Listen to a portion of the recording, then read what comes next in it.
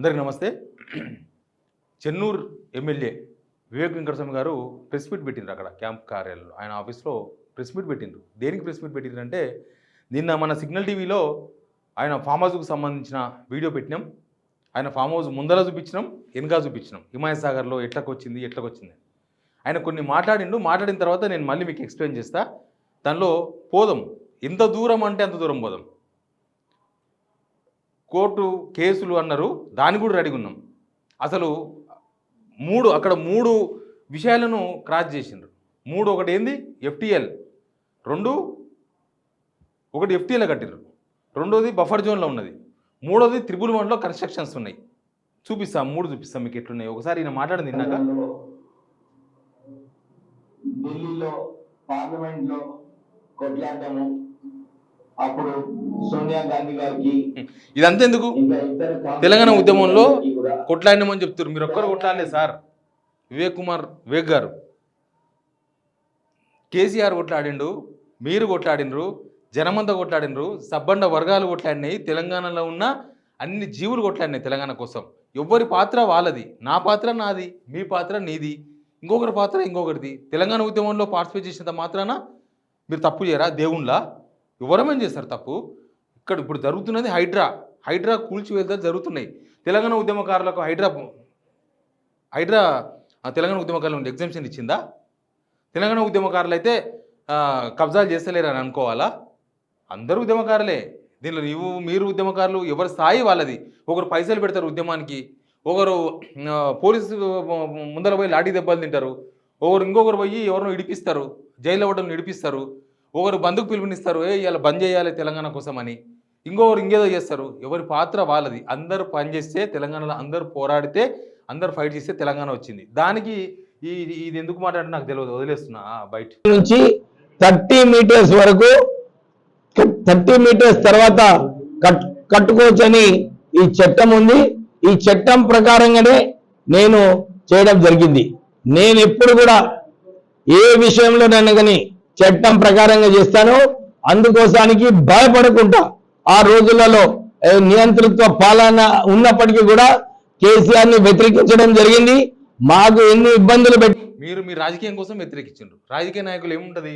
ఇవాళ మీరు మొన్న బీజేపీలో ఉన్నప్పుడు బీఆర్ఎస్ని వ్యతిరేకించారు, అదే బీజేపీలో ఉన్నప్పుడు కాంగ్రెస్ను కూడా వ్యతిరేకించారు, అప్పుడు కాంగ్రెస్లో ఉన్నప్పుడు బీజేపీని వ్యతిరేకించారు, ఇప్పుడు కాంగ్రెస్లోకి వచ్చి మళ్ళీ బీజేపీని వ్యతిరేకిస్తారు. ఇదే కదా రాజకీయ నాయకులు. మీరు రాజకీయ నాయకులే కాదా?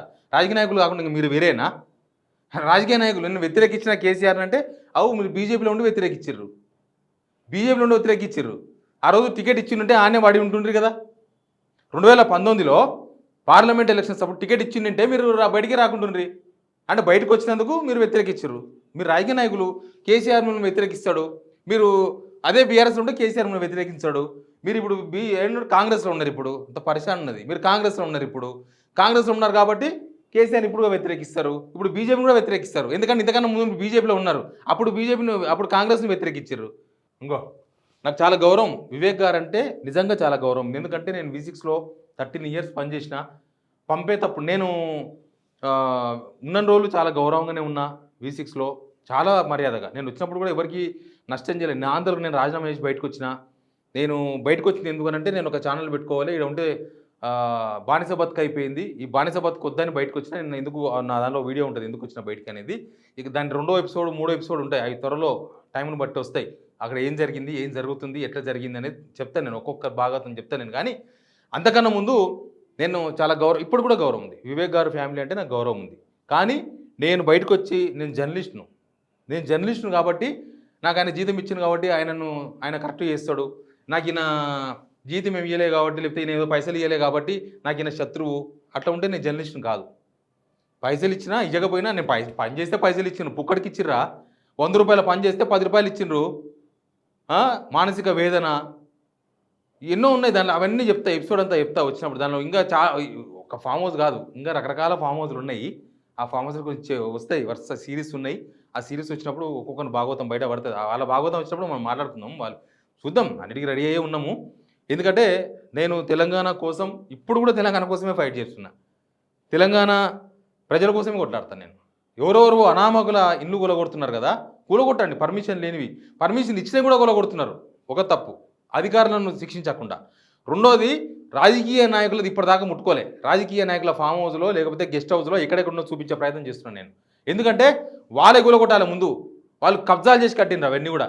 అన్ని చెరువులు మింగింది ఎవరు? రాజకీయ నాయకులు కదా. సామాన్య ప్రజలకు అంత ధైర్యం ఎక్కడొచ్చిందండి? రానిచ్చిండ్రా? ఈ ఎంఆర్ఓలు, ఆర్డీఓలు అప్పట్లో ఉన్న వాళ్ళు కాంగ్రెస్ గవర్నమెంట్ ఉన్నప్పుడు, తర్వాత బీఆర్ఎస్ గవర్నమెంట్ వచ్చిన తర్వాత అన్ని పడిలేలు కూలగొట్టమని అడుగుతున్నాను నేను. అందుకే వివేక్ గారి దగ్గర గురించి కాదు చెప్తా చూడండి. ఆయన 30 మీటర్లు అంటున్నారు. 30 మీటర్లు అంటే 100 ఫీట్లు. కరెక్టే, ఈ రూల్ ఉంది. 100 ఫీట్లు ఎక్కడి నుంచి దూరం ఉన్నది తెలుసా? ఎఫ్టీఎల్ నుంచి కాదు, బఫర్ నుంచి, ఎఫ్టీఎల్ నుంచి బఫర్కు 100 మీటర్లు ఉంటుంది. అది 30 మీటర్స్ లెక్క. ఇప్పుడు ఇది హిమాయత్ సాగర్. ఓకే, హిమాయత్ సాగర్ అంటే చెరువులు ఎప్పుడు ఇట్లే ఉంటాయి కదా, నాలుగు మూల సగం ఉండవు. ఇది హిమాయత్ సాగర్. హిమాయత్ సాగర్ తర్వాత ఇట్లా ఎంట్రీ, ఇక్కడ నుంచి ఎంట్రీ ఉంటుంది వివేక్ గారి ఫామ్ హౌస్కు, గెస్ట్ హౌస్కు. ఉన్న తర్వాత ఇది 18 ఎకర్స్ మొత్తం. ఈ 18 ఎకర్స్లో నేను పోయినప్పుడు చెప్తున్నాను, నేను నిన్న కాదు మొన్న పోయినాడికి. నేను మా ఛానల్లో వీడియో చూడండి ఒకసారి మీరు. ఇప్పుడు ఏంది వాటరు హిమాయత్ సాగర్లో ఎన్ని నీళ్ళు ఉన్నాయి? 1761 ఫీట్ వస్తే ఫుల్ వాటర్, దానిలో full reservoir level FRL 1761 feets. ఇప్పుడు నాకు తెలిసి సగం కూడా ఉన్నవే లేవు. ఎందుకంటే నేను పోయినా మొత్తం తేలుకొని ఉన్నా. మొత్తం అసలు ఆడ నిండా కనుక నీళ్ళు ఉంటాడు సార్, నేను పోయినా ఏరియాకి పోనీయర్ కూడా, అంత బందోబస్తు వచ్చేస్తారు. అయితే ఇప్పుడు ఇదంతా ఫామ్ హౌస్ ఇట్లా వీళ్ళ గెస్ట్ హౌస్, ఇదంతా గెస్ట్ హౌసే, గుర్తుపెట్టుకోండి. ఇదంతా గెస్ట్ హౌసే. ఇక్కడ ఒక గెస్ట్ హౌస్, ఇప్పుడు ఒక కొత్త ఆయన, ఇది కొత్తగా కడుతున్నాడు, అది చెప్తా నేను. ఇది హిమాయత్ సాగర్. ఇప్పుడు ఏం చేయాలి? హిమాయత్ సాగర్లో నీళ్ళు సగం కూడా ఉన్నో లేవో తెలియదు, సగం కూడా లేనట్టున్నాయి. 1761 ఎఫ్ఆర్ఎల్ ఉంటుంది. అన్ని నీళ్ళు కూడా లేవు. ఎందుకు లేవు అంటే క్యాచ్మెంట్ ఏరియా మొత్తం మూసిపడేసారు, ఎక్కడిదక్కడ మూసేసారు. కాబట్టి హిమాయత్ సాగర్లకు నీళ్ళు పోలే, లేకపోతే నిన్నమొన్న వాడ వానలకు దానికి నీళ్ళు రావాలి. అయితే ఇప్పుడు ఏమైంది, ఈయన ఫామ్ హౌస్ దీనికి ఆనుకొని ఉంటుంది. ఇక్కడ దాకా చెరువే. నేను పోయినప్పుడే నీళ్ళు ఇక్కడ దాకా ఉన్నాయి. ఇగో సగం నీళ్ళే ఇక్కడ దాకా ఉన్నాయి. అసలు నేను ఇట్లా పోయే ప్రయత్నం చూద్దామని ఇట్లా పోయే ప్రయత్నం చేస్తే లేవు, ఇక్కడనే నీళ్ళు వచ్చేసినాము. అప్పటికి నీళ్ళు ఉన్నాయి. నేను అక్కడ దాకా పోవాలంటే నేను ఇక చిన్నగా దిగి మళ్ళీ దానిలో ఏమేమి ఉందో, మడ్డి, మన్ను, అట్లా ఇసుక ఏమేమి ఉన్నో తెలియదు, దానిలో కాలు పెట్టిన నీళ్ళకు. కానీ పోతే మరి చిన్నగా ఏదైనా తెప్పకి పట్టుకొని పోతే పోవాల్సి వచ్చేదేమో. అయితే దాదాపు ఈ ఎడ్జ్కి ఆనుకొని ఉన్నాయి నీళ్ళు. ఇప్పుడు ఎడ్జ్కి ఆనుకొని ఉన్నాయి. ఇప్పుడు 1761 ఎఫ్ఆర్ఎల్ వచ్చినప్పుడు ఏమైతే తెలుసా, ఇది ఇక్కడ ఇదంతా లాన్ అంటే గడ్డి వేసుకొని ఉంది. ఇక్కడ గోల్ఫ్ కూడా ఆడతారు వాళ్ళు. ఈ లాన్ ఏమవుతుందంటే మొత్తం నీళ్ళు వచ్చేస్తాయి. ఈ మొత్తం నీళ్ళు వచ్చేస్తాయి. ఇట్లా నీళ్ళు వచ్చినప్పుడు ఏం చేస్తారు తెలుసా, అక్కడ నుంచి ఎవరో ఫోన్ చేసి వాళ్ళకి చెప్తారు, ఇదంతా లింక్ ఉంటుంది. ఆ నీళ్ళు ఇచ్చేతల్లోకి వీళ్ళకి లింకులు ఉంటాయి. వీళ్ళొక్కరే కాదు, అన్ని ఫామ్ హౌస్లు అంతే. వివేక్ గారు మాట్లాడింది కాబట్టి నేను రిప్లై ఇస్తున్నా. ఏం చేస్తారంటే ఫోన్ చేస్తారు, ఫోన్ చేసి నీళ్ళు వదలాలని చెప్తే నీళ్ళు వదిలేస్తారు. ముందర గేట్లు ఎత్తేస్తారు. గేట్లు ఎత్తేస్తే ఇది బ్యాక్ సైడ్ కదా, వాడ తగ్గిపోయి మళ్ళీ ఈ గడ్డి తేలుతుంది అనమాట. లేకపోతే ఆడ మొత్తం ఎఫ్ఆర్ఎల్ 1761 వచ్చిందాకా ఆపిరనుకో, ఈ నీళ్ళు ఈడి దాకా వస్తాయి. దగ్గర ఒక 9-10 ఎకరాలు మునిగిపోతుంది. నాకు తెలిసి 9-10 ఎకరాలు నీళ్ళు మునిగిపోతుంది. మళ్ళీ అది ఎఫ్ఆర్ఎల్ అనాలన్నా, దాన్ని ఎఫ్టీఎల్ అనాలన్నా, లేకపోతే బఫర్ జోన్ అనాలన్నా, 30 మీటర్ల దూరంగా కట్టినరు అనాలన్నా. ఒక పాయింట్. రెండో పాయింట్, ఇది 111 జీవోలో ఉంది. 111 జీవో అంటే తెలుసు కదా, ఇది జంట జలాశయాలు, మన హిమాయత్ సాగర్, ఉస్మాన్ సాగర్ రెండింటికి క్యాచ్మెంట్ ఏరియాలో ఏవి పర్మనెంట్లు కట్టవద్దు. వీళ్ళు కట్టిందే హిమాయత్ సాగర్ బ్యాక్ వాటర్ కాడ. నీళ్ళు చెరువులకి ఎక్కడి నుంచి వస్తాయి? బ్యాక్ నుంచి వస్తాయి. ముందర తూములు ఉంటాయి, ముందరికి రావు. వెనుక నుంచి గట్లు, గుట్టలు, చెట్లు, పుట్టలు అన్ని కలిసి వస్తాయి నీళ్ళు.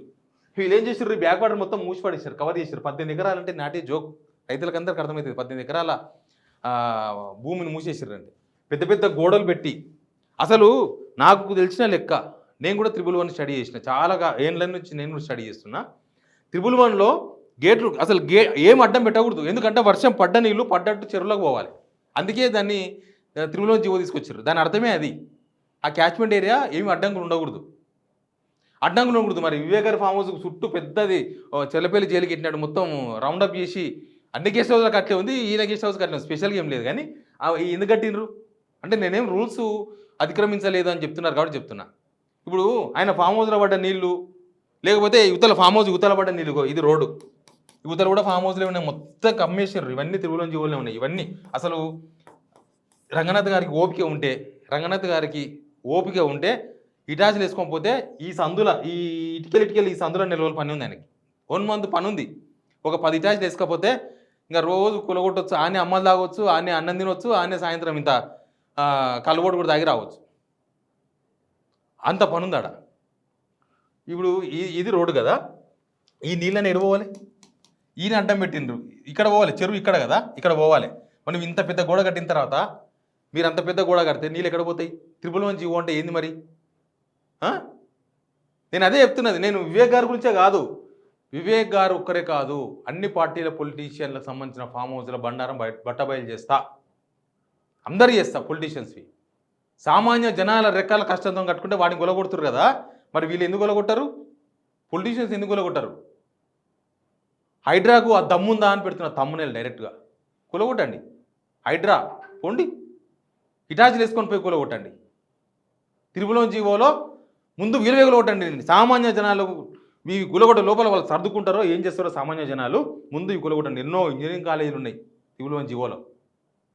ఈ చెరువుల పోటీ మనకు రోజు టీవీలోకి వచ్చి నీతులు చెప్తారు కదా రాజకీయ నాయకులు, వాళ్ళు చాలామంది ఇట్లాంటివే.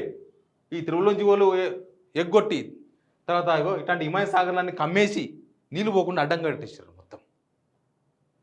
ఎవరైనా చెప్తారు. ఇంకొక వీడియో కూడా వినిపిస్తా, అది వినిపించిన తర్వాత మీకు చెప్తాం మళ్ళీ. వరకు అక్కడ ఏది కూడా కన్స్ట్రక్షన్ కావద్దని చెప్పి చట్టం ఆల్రెడీ ఉంది. మరి ఎందుకు కట్టారు సార్? హైడ్రా చీఫ్ వారు కూడా ప్రకటన స్పష్టంగా చేయడం జరిగింది. ఏమని 30 మీటర్ల వరకు ఎఫ్ఆర్ఎల్ నుంచి 30 మీటర్ల వరకు, ఎఫ్ఆర్ఎల్ కాదు ఎఫ్టిఎల్. ఎఫ్టిఎల్ అంటే వెనక, ఎఫ్ఆర్ఎల్ ముందర ఉంటుంది. ఓకే, ఎఫ్టిఎల్ అనేది వెనక full tank level. Full tank వచ్చినప్పుడు వెనక బ్యాక్ వస్తుంది ఎఫ్టిఎల్. ఎఫ్ఆర్ఎల్ ముందల. ఈ ఎఫ్టిఎల్ నేను చెప్పిన నీళ్ళే వస్తే, వర్షం వస్తే ఇంకా చేసేది ఏం లేదు. వీళ్ళు ఫామ్ హౌస్లకి వెళ్ళి వెనకకి వెళ్ళి కాలు పెడితే చెరువులకే కాలు పెట్టాలి. చెరువులకి వెళ్ళి వస్తే వీళ్ళు ఫామ్ హౌస్లోకి ఎంట్రీ కావాలి వెనక సైడ్ నుంచి రావాలంటే. ఇక్కడ నీళ్ళు అక్కడ పోయలేదు, అక్కడ నీళ్ళు మాత్రం చెరువుల నీళ్ళు వస్తుంటాయి. చెప్పి చట్టం ఉన్నది. ఆ చట్టం ప్రకారంగానే ఏదైతే వారు నిరూపిస్తున్నారో ఎక్కడ ఇది నేను ఛాలెంజ్ చేస్తున్నాను కేటీఆర్ని. అదే నువ్వు చెంచగాల ద్వారా ఎట్లయితే అప్పుడు ఈడీ చెప్పించినావో, ఇప్పుడు తప్పుడు వార్తలు పెట్టిస్తున్నావో.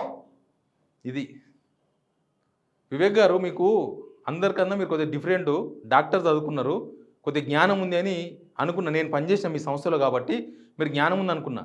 కానీ మీకున్న జ్ఞానం ఓన్లీ ఇట్లాంటి వ్యవహారాలనే ఉన్నట్టుంది, మిగతా వ్యవహారాల్లో లేదు. కేటీఆర్ ఫామ్ హౌస్ కూలగొట్టుకోవాయా? నువ్వే అధికారంలో ఉన్నావు, మీరు అధికారంలో ఉన్నారు, పోయి కూలగొట్టండి కేటీఆర్ ఫామ్ హౌస్. ఎవడొద్దన్నాడు? నేను కూడా వస్తా కవరేజ్కి పంపా, అట్లకెళ్ళి మొత్తం కూలగొట్టేద్దాం. కేటీఆర్ ఫామ్ హౌస్ ఒకటి ఎందుకు? ఆయన తిరుపతి జీవోలు కనీసం ఇది చెరువులో ఉంది, ఆయన చెరువులో లేదు. ఓ ఆయనది అని మీరు చెప్తున్నారు, ఆయనది మాది కాదు అంటున్నాడు. ఎనీవే మీరు ఏదైతే కేటీఆర్ అని చెప్తున్నారో చలో కూలగొడదాం. చలో, మీరు కేటీఆర్ అని చెప్తున్న ఫామ్ హౌస్ చెరువులో లేదు, త్రిపుల్ జీవోలో ఉంది. మీరు చెరువులో ఉన్నారు, త్రిపుల్ జీవోని ఎగ్గొట్టిర్రు, అన్నీ ఉన్నాయి మీ దగ్గర. దానికి సంబంధించిన మొత్తం రూల్స్ అండ్ రెగ్యులేషన్స్ మొత్తం మీరు ఉల్లంఘించారు. ఒక జర్నలిస్ట్కి చెంచగాన్లా కనిపించిందా? ఒక మీడియా హౌస్ నడుపుతున్నారు, మతిపోయి మాట్లాడకండి వివేక్ గారు. మీరు ఇజ్జత్ ఉంచుకోండి. నేను ఇంకా మీరు అనవసరంగా ఇట్లాంటి విషయాలు మాట్లాడారు అనుకో, నేను ఇంకా చాలా వ్యవహారాలు నేను చెప్పాల్సి వస్తుంది, టైం వస్తుంది. ఇవి ఒకదానికనే ఆగదు కదా, ఇంకా చాలా వ్యవహారాలు ఉంటాయి. ఇప్పుడు మీ దగ్గర పనిచేసేవాళ్ళు, V6లో పనిచేసేవాళ్ళు పాపం నేను అనకూడదు, ఎందుకంటే జర్నలిస్టులే. ఆడ ఒకరో ఇద్దరు చెంచగాలు ఉంటారు, మిగతా వాళ్ళంతా జర్నలిస్టులే. వాళ్ళందరినీ చెంచగాలు అందామా? మీరు ఏ పార్టీకి వస్తే ఆ పార్టీకి వార్తలు రాయించుకునే వాళ్ళని ఏమనాలి మరి చెప్పండి? ఒక జర్నలిస్ట్ నేనే చెప్తున్నా కదా, కేటీఆర్ కులగొట్టు. మీరు అధికారంలో ఉన్నారు, ఇంకెవరా కులగొట్టేది? కులగొట్టుకోరు. కేటీఆర్ ఫామ్ హౌస్ ఏడుందో కులగొట్టుకోరు. మీరు కొట్టుకోండి, మీది కొట్టాలి, మొత్తం కొట్టాలి. ఎవరెవరు ఉన్నామో నేను మొత్తం లిస్టు, నేను కూడా రంగనాథ్ గారికి కంప్లైంట్ ఇవ్వబోతున్నా. మొత్తం ఆధారాలతో సేకరించిన చాలా వరకు అన్ని కంప్లైంట్స్ ఉన్నాయి. నేనే రంగనాథ్ గారు స్వయంగా ఇస్తా, చూద్దాం కూలగొడతారో లేదో. జర్నలిస్ట్ని పట్టుకొని చెంచగలను మాట్లాడతావా? నీకు జర్నలిజం వాల్యూ తెలిసి సంస్థ పెట్టినవా, లేదా వ్యాపారం కోసం పెట్టినరా? V6ను వ్యాపారం కోసం పెట్టినరా? నేను ఇప్పటిదాకా V6 విషయంలో చాలా గౌరవంగా ఉన్నా. సరే, మనతో బానిస బతికించిన, మన శ్రమను దోచిన, మన రక్తాన్ని దోచిన, మన చెమటను దోచిన, సరే మనకు ఒక ఆసర అయిందని నేను గౌరవం ఇప్పటిదాకా కూడా. కానీ మీరు మాట్లాడారు కదా, ఎవరు చెంచాలు? మీరు పుక్కడికి ఇచ్చిర్రా పైసలు? 100 రూపాయల పని చేస్తే మీరు ఇచ్చింది 10 రూపాయలు కూడా ఇవ్వలే. నేను V6లో 13 సంవత్సరాలు పనిచేస్తే నా జీతం 48,000 రూపాయలు, హైయెస్ట్ జీతం నాది. నాకు తెలిసి నా తోటి జర్నలిస్ట్ జీతాలు అంతా కూడా లేవాడ. మీరా జర్నలిస్ట్ చెంచాలని మాట్లాడేది? మీరు ఏ పార్టీకి వస్తే ఆ పార్టీకి అనుకూలంగా వాడతాడని చెప్పి మీరా జర్నలిస్టులను నన్ను చెంచా అని మాట్లాడతారా? పోండా కూలగొట్టుకుపోండి. మొన్నటిదాకా ఆడ మంచిగా ఉందని ఆడ కేసీఆర్ సంఘం నాగలేదా మీరు? ఆ నుంచి బయటికి రాగానే చెంచాలు అయిపోయినరా? ఏం మాట్లాడుతున్నారు మీరు? చదువుకున్న వాళ్ళు, డాక్టరు, పెద్ద బిజినెస్ మ్యాన్ అనుకున్నా, బిజినెస్ వరకే ఉన్నట్టుంది వ్యవహారం అంతా కూడా, మిగతా లేదు. మీరు ఎంత దూరం పోతే అంత దూరం పోదాం, నాకేమీ అభ్యంతరం లేదు. మీ దగ్గర పైసలు ఉన్నాయి, నా దగ్గర పైసలు లేవు. మీ దగ్గర ఇంకేదేదో ఉండొచ్చు, 10 మంది ఉండొచ్చు, నా దగ్గర కేవలం నేను ఒక తెలంగాణని, తెలంగాణ వాదిని, అంతవరకే. నాతోనేం లేవు. ఏ కేటీఆర్ లేడు, ఏ కేసీఆర్ లేడు, ఎవరు లేరు. వాళ్ళందరూ ఎక్కడెక్కడ మొత్తం కూలగొట్టేసారు. పోయి ఎవరొద్దన్నారు? మీరే అధికారంలో ఉన్నారు. పొద్దుగాలు వేస్తే రేవంత్ రెడ్డి సంఘాలనే జరుగుతుంది, రేవంత్ రెడ్డికి ఇప్పి కూలగొట్టించారు. ఎవడొద్దన్నాడు? ఏడున్నావు? అసలు దీనిలో బీఆర్ఎస్ ప్రస్తావన ఎందుకు వచ్చింది? నేను బీఆర్ఎస్ వాళ్ళు కూడా కూలగొట్టమనే చెప్తున్నా కదా. దీన్ని బట్టి ఏమర్థమైందంటే మీ ఫామ్ హౌస్, మీ గెస్ట్ హౌస్లో తప్పిదాలు జరిగినాయి. నేను గెస్ట్ హౌస్ వరకు మాత్రమే మాట్లాడుతున్నా. మీరు అనవసరమైన ముచ్చట్లు మాట్లాడితే నేను ఇంకా వేరే వేరే ఇష్యూస్ కూడా నేను తీసుకురావాల్సి వస్తుంది విత్ డాక్యుమెంట్ ప్రూఫ్తో. అవి కూడా ఉన్నాయి. ఆ వ్యవహారం కూడా బయటపడుతుంది. మీరు ఏం చేస్తారో మీరే సరెండర్ చేయండి గవర్నమెంట్కి ఫస్ట్. నేను చెప్పిన కదా ఈ రూల్స్ అండ్ రెగ్యులేషన్స్, మీరు చెప్పిన 30 మీటర్స్ కాదు, వేరే రూల్స్ అని కూడా చెప్పిన కదా. ఆ రూల్స్ అన్నీ మీరు ఉన్నాయి కదా, విన్నారు కదా. మీరు దాంట్లో ఏమేమి ఉల్లంఘించారో మీకు తెలుసు కదా. మీరే హైడ్రాకు పోయి మా దగ్గర ఇవి ఉల్లంఘన జరిగినాయి రండి అని చెప్పి పిలుచుకుపోయి కూలగొట్టండి. తర్వాత వరుసగా అందరు కూలగొడదాం, నేను కూడా వస్తా, పోదాం. యాజ్ ఏ జర్నలిస్ట్గా నేను కూడా వస్తా, పోదాం. మీరు ఏది చూపిస్తే అడుగుదాం, రంగనాథ్ గారిని తీసుకొని పోదాం. ఈ హైడ్రామా ఏందో తేలుద్దాం, అందరం తెలుద్దాం. మీరు తెలంగాణ వాదులే, మేము తెలంగాణ వాదులమే. మీరు పైసలున్న తెలంగాణ వాదులు, మేము గ్రౌండ్లో ఉన్న తెలంగాణ వాదులం, గంతే తేడా. చేద్దాం. మాట్లాడేటప్పుడు జాగ్రత్తగా మాట్లాడాలి. పొలిటీషియన్ కాబట్టి మేము పొలిటీషియన్ కూడా చూస్తలే. మీరు ఇంకా నాకు గతంలో ఉద్యోగం ఇచ్చిన ఒక బాస్గానే చూస్తున్నా. మీరు అంతవరకు ఉంటే మర్యాదనే ఉంటుంది. కానీ మీరు యాజ్ ఏ పొలిటీషియన్గా గించాలని మాట్లాడితే నేను కూడా మాట్లాడాల్సి వస్తుంది. నేను కూడా రాయేయాల్సి వస్తుంది. మీరు 10 రాళ్ళు ఇస్తే నేను 1 రాయేనా చేస్తా కదా. కానీ ఈ వ్యవహారం చాలా దూరం పోదామంటే పోదాం. I'm ready to face. 7 గంటే ఆడుకోదాం, తుక్కు కూడా దాకా పోదాం. శంషాబాద్ ఏందది శంషాబాద్ ఊరుంటుంది, ఆడదాకా పోదాం. 7 గంటే ఆడుకోదాం, నాకేం అభ్యంతరం లేదు. బట్ మీరు మాట్లాడిన మాటలు మాత్రం మంచిగా లేవు. వీలైతే వెనుకకు తీసుకోండి ఆ వ్యాఖ్యలు. ఓకే. ఇక మీ ఫామ్ హౌస్ గురించి చెప్పాల్సింది చెప్పినా. రంగనాథ్ గారు పోయి కూలగొట్టండి. మీ ధైర్యం, మీ దమ్ము అక్కడ చూపండి. పొలిటీషియన్స్ మీద చూపండి. మీరు సామాన్య జనాల మీద కాదు. Please subscribe signal TV.